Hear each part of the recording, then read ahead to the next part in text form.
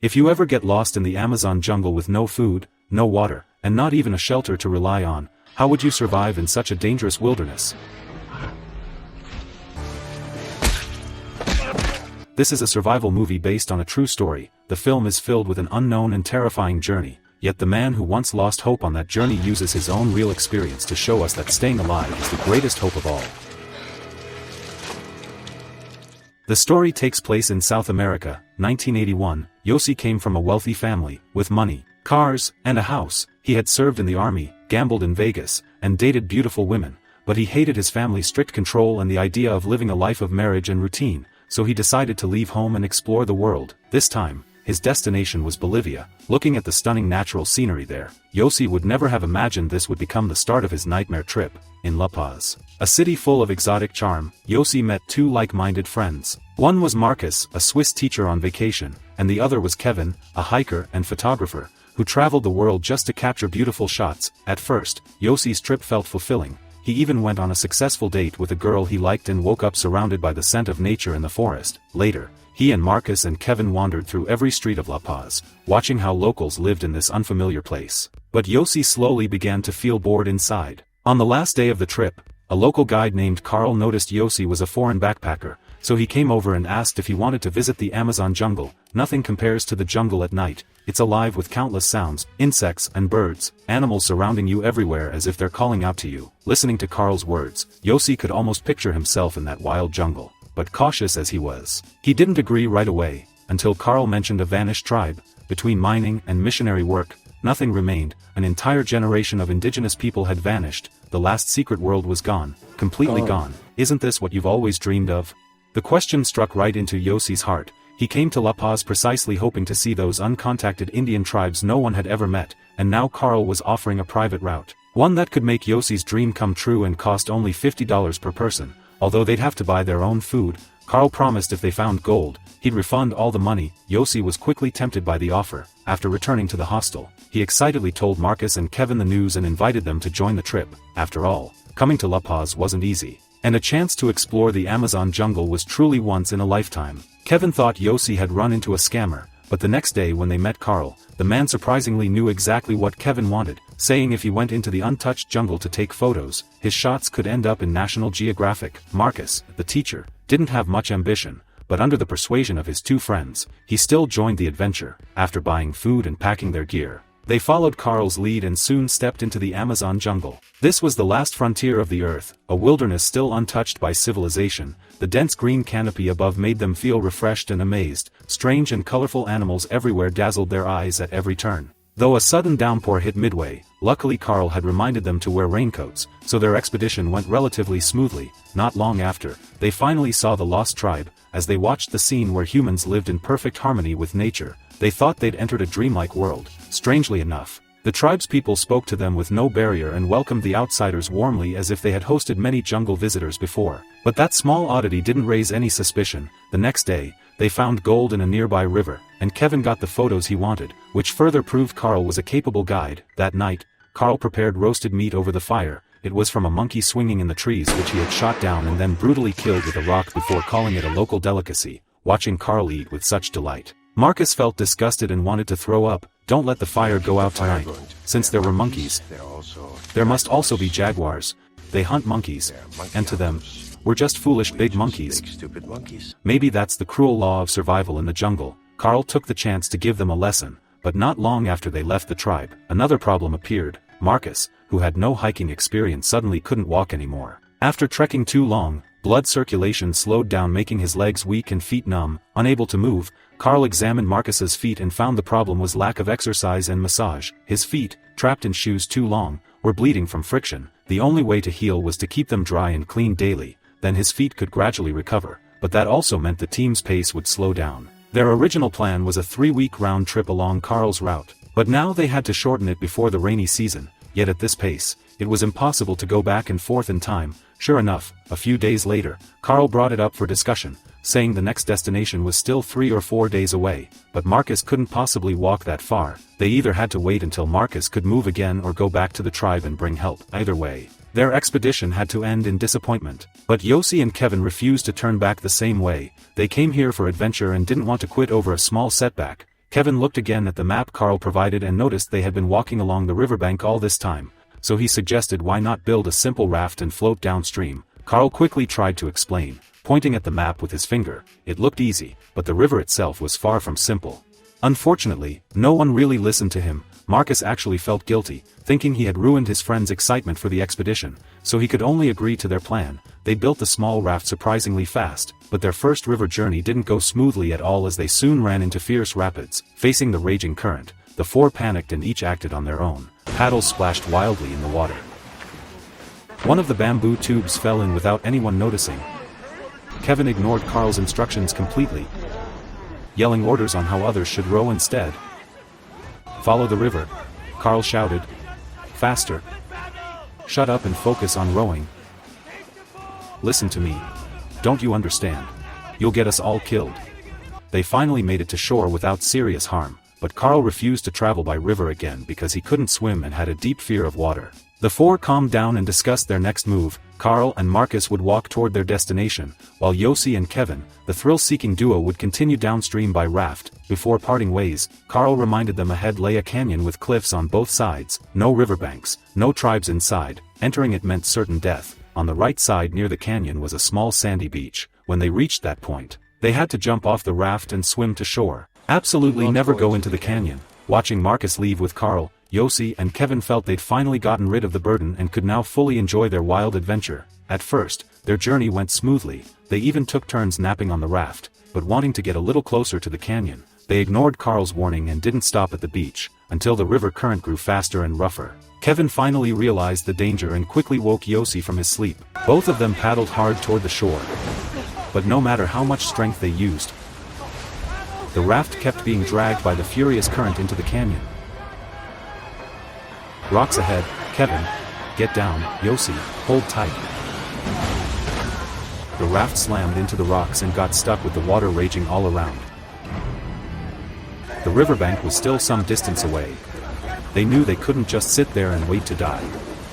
Luckily Kevin was a strong swimmer, so he decided to swim to shore.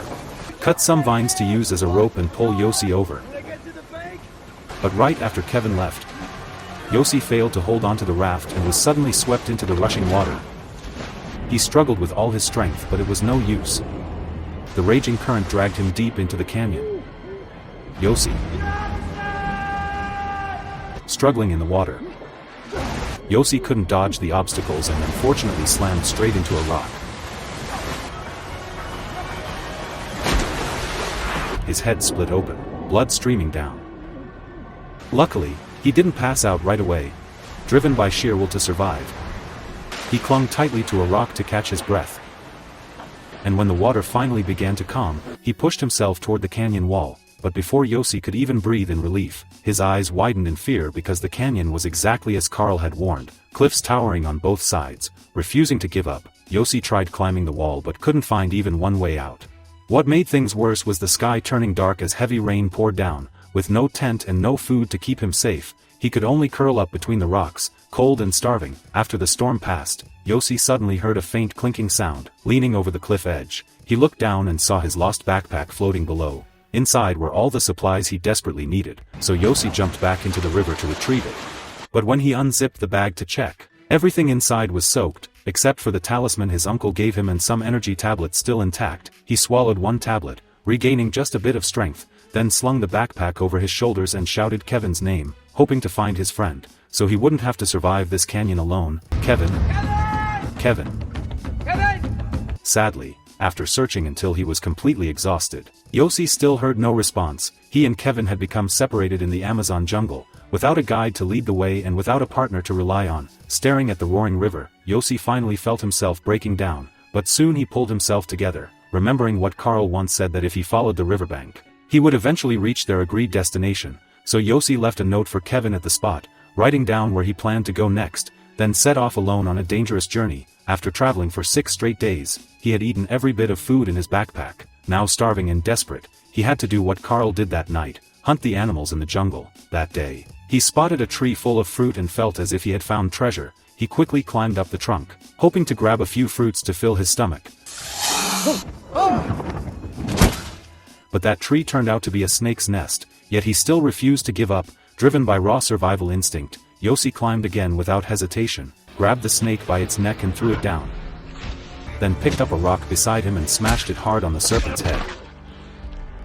Just like how Carl had once killed a monkey.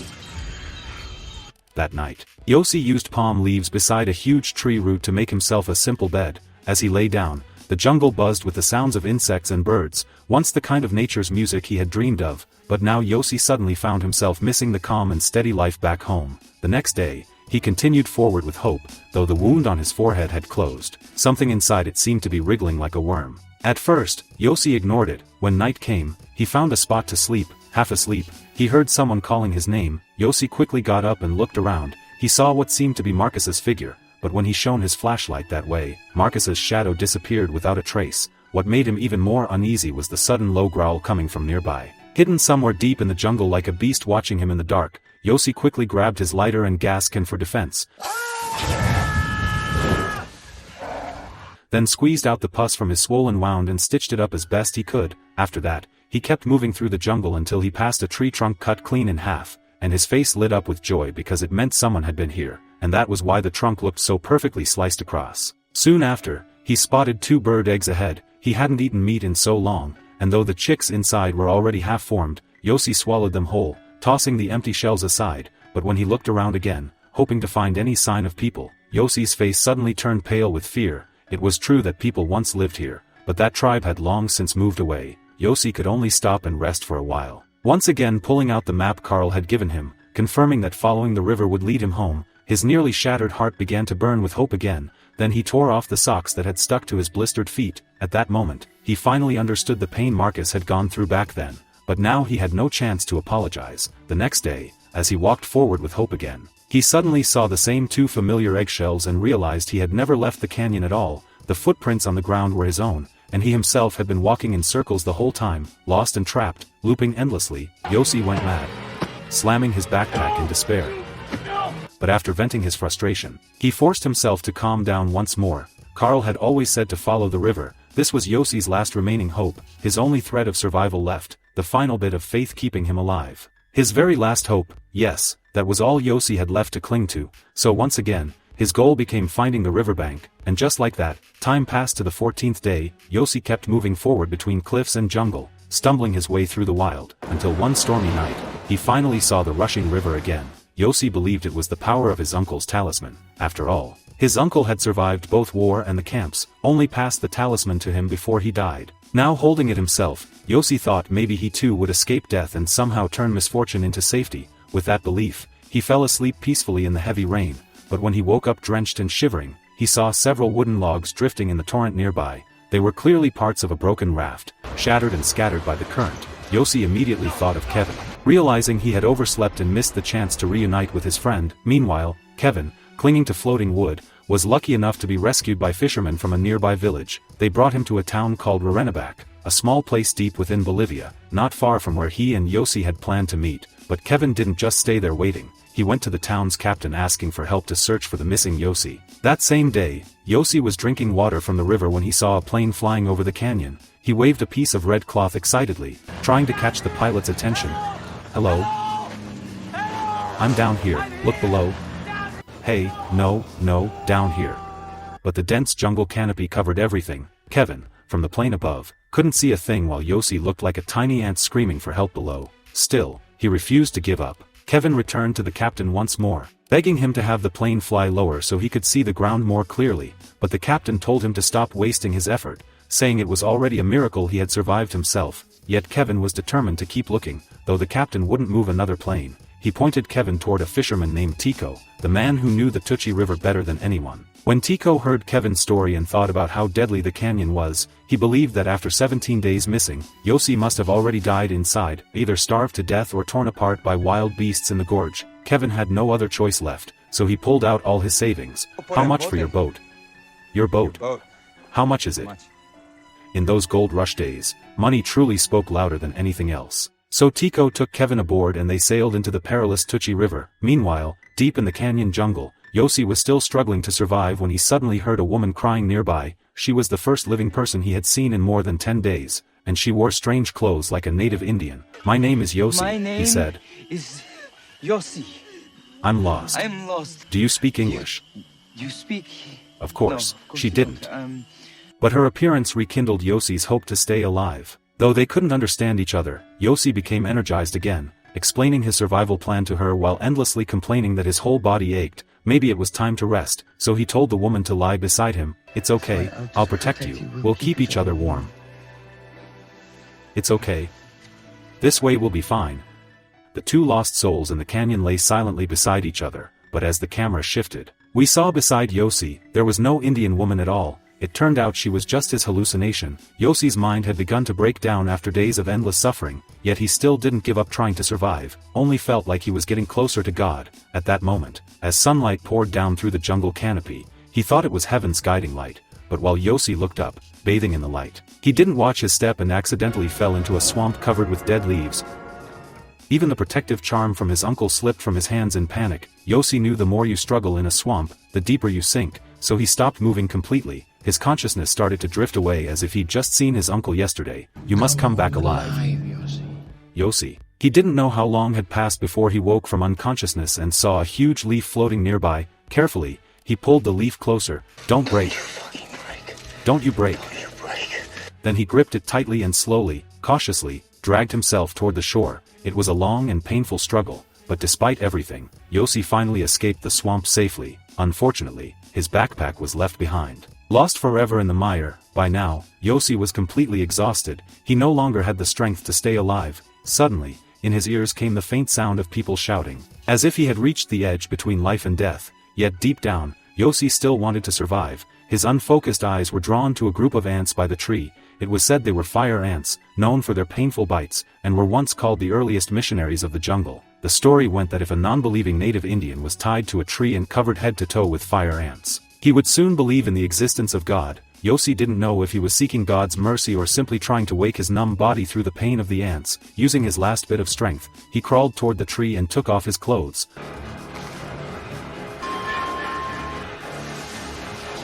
Within seconds, thousands of ants crawled all over his body. The pain and unbearable itching made him feel like he was burning in hellfire. Clinging to the last thread of willpower, Yossi started running wildly through the jungle. Soon, he stopped in his tracks because right ahead was a wide sandy shore and a calm flowing river. He arranged sticks and leaves on the ground to form an SOS sign and waited, hoping someone would pass by and notice this lone, desperate backpacker in need of rescue. Day 19. 19 days had passed since Yossi went missing. Kevin and Tico were following the river current. They kept searching along the way, and when they passed the riverbank, they didn't notice any sign of Yossi. Thinking maybe he had never come this far, the waters ahead had grown too dangerous to continue. Tico advised Kevin to turn back here. Luckily, their noise startled Yossi awake, who had been hiding behind tree roots sleeping to avoid being spotted by wild animals. Hearing the engine fading away, Yossi, too weak to shout, could only rely on his will to survive, crawling out from the shadows as fast as he could and forcing himself to stand. But watching the fishing boat drift farther and farther away, the hope in his heart shattered into silent despair. Just when he was about to give up, Kevin turned back in worry. Yossi! Turn around. Kevin's return gave Yossi a reason to live again, though he was nothing but skin and bones.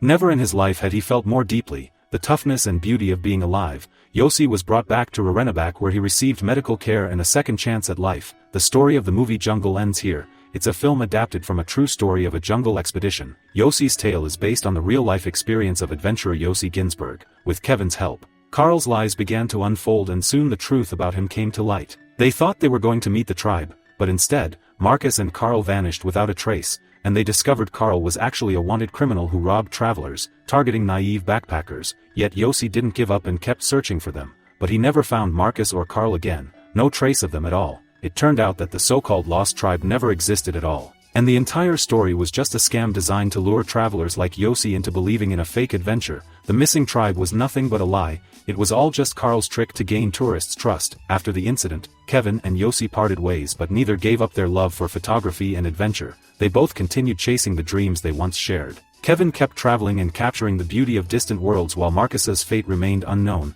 Kevin went on to document life across faraway lands, using his camera to tell stories of the world, and continued his journey with passion and purpose, even sharing those adventures with his wife later on. Eventually, he settled down in Israel. 10 years later, Yossi returned to the very Amazon River that almost killed him and chose to make it his new home. In that place of danger and wonder, he built an eco-lodge to welcome travelers from all over, turning his trauma into hope for others, creating what is now known as the Calalan Eco-Lodge, a peaceful resort deep within the Bolivian jungle. Today, Yossi Ginsberg's story still inspires countless people, showing through his courage and passion that he created something almost like a miracle. Everyone who fights to stay alive will face hardships and pain, but only by surviving can we witness the miracle of our own life.